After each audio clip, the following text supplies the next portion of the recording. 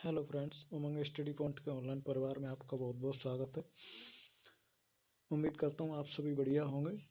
ये आधुनिक भारत के इतिहास से वीडियो है जो मुगल साम्राज्य का पतन और यूरोपीय कंपनियों का आगमन से संबंधित वीडियो यहाँ से स्टार्ट कर रहे हैं। टॉपिक आगे ही ऐसे ही बढ़ता जाएगा, पूरा आधुनिक भारत खत्म हो जाएगा, उसके बाद में नेक्स्ट टॉपिक उठाएंगे। तो ये एनसीईआरटी से लिए गए हैं सभी सार संग्रह। पहला देखते हैं, भारत में प्रथम फ्रांसीसी फैक्ट्री भारत में प्रथम फ्रांसीसी फैक्ट्री स्थापित की गई थी। तो कहां पर की गई थी? पांडिचेरी में। कहां पर? पांडिचेरी में।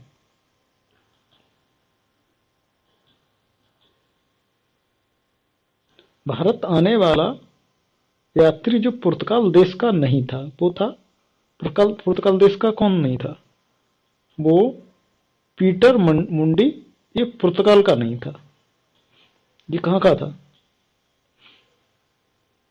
कमेंट करके बताइए कहां का था। 1503 में पुर्तगालियों ने भारत में अपना पहला किला बनाया था। कहां पर बनाया था? कोचीन में। 1503 में पुर्तगालियों ने अपना पहला किला कहां बनाया था? कोचीन में। सुप्रसिद्ध उर्दू शायर मिर्जा गालिब का मूल निवास कहां था? आगरा के थे मिर्जा गालिब। बंगाल की फैक्ट्रियों में से एक जो पुर्तगालियों द्वारा स्थापित की गई थी, वो कौन सी थी? हुगली की थी। उस शासक का नाम बताइए जिसने वास्को ड गामा का कालीकट पर स्वागत किया था। वो था जिमोरिन। जिमोरिन। यूरोपीय समुदाय जिसने भारत के साथ प्रथम व्यापारिक संबंध स्थापित किए थे, वो थे पुर्तगाली। भारत में पुर्तगाली शक्ति का वास्तविक संस्थापक कौन था? अल्बुकर्क था। भारत में मुद्रा मुद्रणालय लाने वाला प्रथम कौन थे? पुर्तगाली थे। बंगाल में डचों द्वारा स्थापित कारखाना कौन सा था? चिंसोरा। वह शासक जिसने ईस्ट इंडिया कंपनी को दीवानी प्रदान की थी, वो था शाह आलम द्वितीय।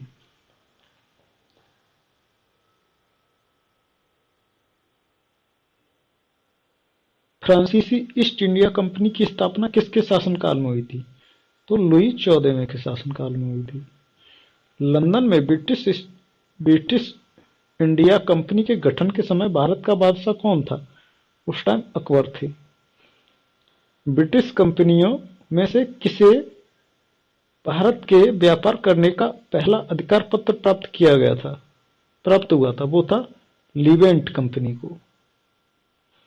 असम में सर्वप्रथम चाय कंपनी की स्थापना हुई थी 1839 में। असम में सर्वप्रथम चाय कंपनी की स्थापना 1839 में हुई थी। अब देखो, ये विलय किए गए थे। पहले पंजाब का विलय किया गया था, फिर सिक्किम का विलय किया गया था, उसके बाद में बर्मा का विलय किया गया था, सबसे बाद में झांसी का विलय किया गया था। भारत की स्वतंत्रता से पूर्व गोवा अधिपत्य में था।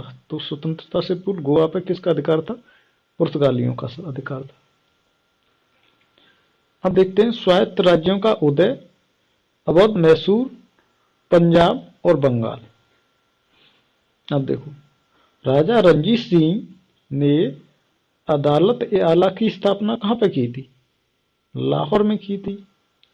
कौन सी अदालत ए आला? मुगल बादशाह द्वारा नियुक्त बंगाल का अंतिम सूबेदार कौन था? मुर्शिद कुली खां था। गुरु नानक ने अपना उत्तराधिकारी किसे घोषित किया था? लहना को। द्वितीय मैसूर युद्ध समाप्त हुआ था मैंगलोर की संधि द्वारा समाप्त हुआ था। प्रथम आंग्ल मैसूर युद्ध जो 1767 से 1769 के बीच हुआ था,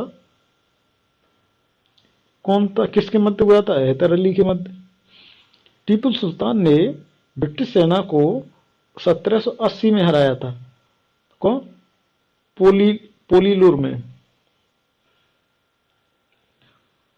अब वह ब्रिटिश इतिहासकार जिसने इस विचार का खंडन किया कि टीपू सुल्तान एक कट्टरपंथी था, तो पी.ई. रावर्ट्स ने इसका खंडन किया है कि टीपू सुल्तान एक कट्टरपंथी था। बंगाल के गवर्नर जनरलों ने तृतीय आंग्ल मैसूर युद्ध में संबंध किसका है? वो है लॉर्ड कॉर्नवालिस का। ईश्वर की इच्छा थी कि मैं सब धर्मों को एक निगाह से देखूं, इसलिए मैं उसने दूसरी आंख की रोशनी ले ली। यह कथन किसका था? महाराजा रणजीत सिंह का था। क्या ईश्वर की इच्छा थी कि मैं सभी धर्मों को एक निगाह से देखूं, इसलिए उसने दूसरी आंख की रोशनी ले ली। रणजीत सिंह के राज्य में सम्मिलित था। श्रीनगर रणजीत सिंह के राज्य में सम्मिलित था। सिख राज्य का अंतिम राजा कौन था? दिलीप सिंह थे। सिख राज्य का अंतिम शासक दिलीप सिंह। अब देखो कुछ संधियां हैं, वो देखो, ये बहुत इंपॉर्टेंट है। इलाहाबाद की संधि 1765 में हुई थी। मैंगलोर की संधि 1784 में हुई थी। सालवाई की संधि 1782 में हुई थी और मद्रास की संधि 1769 में हुई थी। एक बार फिर देख लो, इलाहाबाद की संधि 1765 में, मैंगलोर की संधि 1784 में, सालवाई की संधि 1782 में, मद्रास की संधि 1769 ईस्वी में। अब है आंग्ल मराठा युद्ध। देखो, बाजीराव द्वितीय को दी जाने वाली पेंशन नाना साहब को दिए जाने हेतु पैरवी के लिए कोर्ट ऑफ डायरेक्टर के समक्ष लंदन कौन गया था? तो वो थे अजीमुल्ला खां। अब कुछ युद्ध हैं, वो देखिए। द्वितीय आंग्ल मैसूर युद्ध, ये कब हुआ था? 1780 से 84 के मध्य। द्वितीय आंग्ल फ्रांसीसी युद्ध, ये हुआ था 1750 से 1754 के मध्य।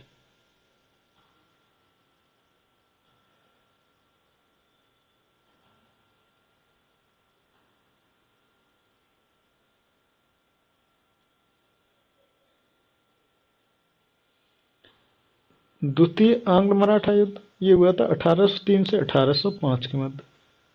द्वितीय आंग्ल अफगान युद्ध 1878 से 1880 के मध्य। एक बार फिर देख लो, द्वितीय आंग्ल मैसूर युद्ध 1780 से 1784। द्वितीय आंग्ल फ्रांसीसी युद्ध 1750 से 1754। द्वितीय आंग्ल मराठा युद्ध 1803 से 1805। द्वितीय आंग्ल अफगान युद्ध 1878 से 1880। बाजीराव पेशवा के दत्तक पुत्र का नाम क्या था? उनका नाम था नाना साहब। क्या नाम था? नाना साहब। सिराजुद्दौला लॉर्ड क्लाइव द्वारा परास्त हुआ, किसके युद्ध में? सिराजुद्दौला था, वो लॉर्ड क्लाइव द्वारा परास्त हुआ था। किसके युद्ध में? प्लासी के युद्ध में। 19वीं शताब्दी में भारत की ओर से विस्तार का डर एंग्लो अफगान संबंधों का आधार था रूस। वह गवर्नर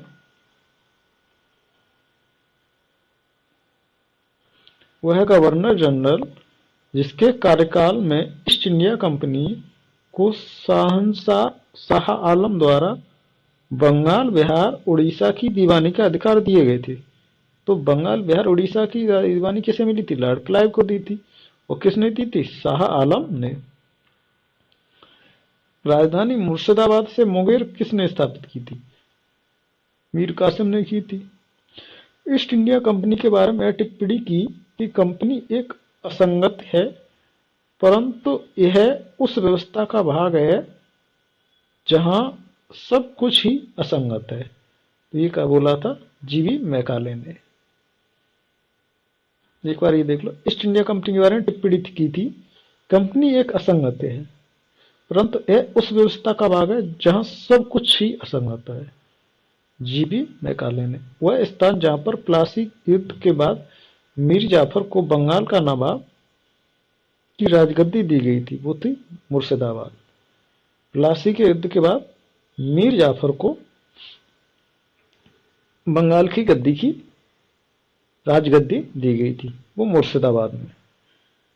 कंपनी की देसी राज्यों के प्रति नीतियां क्या थी? देखो, महाराजा दिलीप सिंह ने पंजाब के ब्रिटिश साम्राज्य में विलय से संबंधित कागजों पर हस्ताक्षर कब किए थे? 29 मार्च 1849 को। विलय के सिद्धांतों के तहत राज्यों का विलय का सही क्रम क्या है? पहले सतारा हुआ था, फिर बगहाट, फिर उदयपुर, उसके बाद झांसी। सतारा, बगहाट, उदयपुर, झांसी। डलहौजी से पहले की ही हड़प नीति को लागू कर दिया गया था। डलहौजी से पहले ही हड़प नीति को लागू कर दिया गया था। कहां पर? मांडवी, कोलंबा, जालौर और सूरत में। उत्तर पश्चिम प्रांत में अवध का एकीकरण हुआ था 1877 में। उत्तर पश्चिम प्रांत में अवध का एकीकरण कब हुआ था? 1877 में। सहायक संधि स्वीकार किसने नहीं की थी? इंदौर के जो होलकर थे उन्होंने सहायक संधि स्वीकार नहीं की थी। किसने? इंदौर के जो होलकर थे उन्होंने सहायक संधि नहीं स्वीकार की थी। अवध के Nawab Wajid Ali Shah East India Company की गद्दी से उतार दिया गया था। कब? 1856 में। कब उतार दिया था? 1856 में। लॉर्ड डलहौजी ने कुशासन के आधार पर अवध को कब मिलाया था? 1856 में।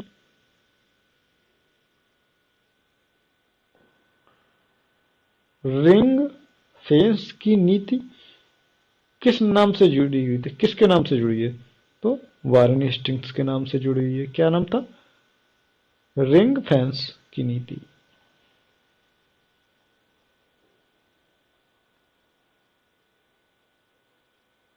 ब्रिटिश कालीन राजस्व एवं न्यायिक सुधार। देखो,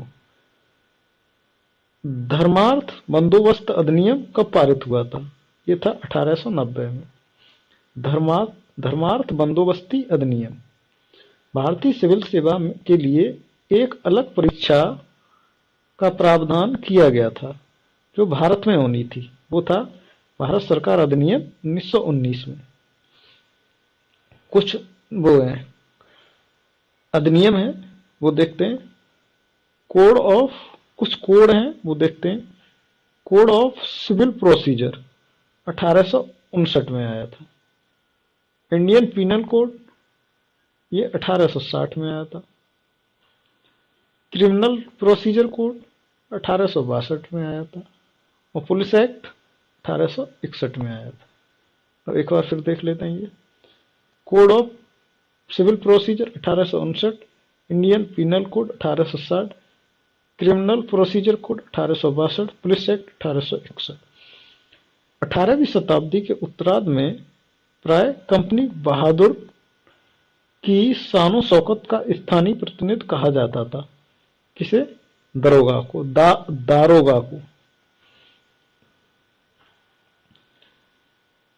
मनुष्यों के पहचान हेतु उंगलियों के निशान का दुनिया भर में प्रथम बार 1860 में भारतवर्ष में किया था विलियम हर्शेल ने। किसने? विलियम हर्शेल ने। मनुष्यों की पहचान हेतु उंगलियों के निशानों का दुनिया भर में प्रथम बार कब इसका उपयोग किया गया था? 1860 में किया गया था और विलियम हर्शेल ने किया था। लॉर्ड मैकेले का संबंध किससे है? कानूनों के संग्रह से है। किससे है? कानूनों के संग्रह से है। Thank you friends. वीडियो अच्छी लगी हो तो वीडियो को शेयर कीजिए। अभी तक चैनल सब्सक्राइब नहीं किया है तो चैनल को सब्सक्राइब जरूर कीजिए। मिलते हैं नेक्स्ट वीडियो में। धन्यवाद।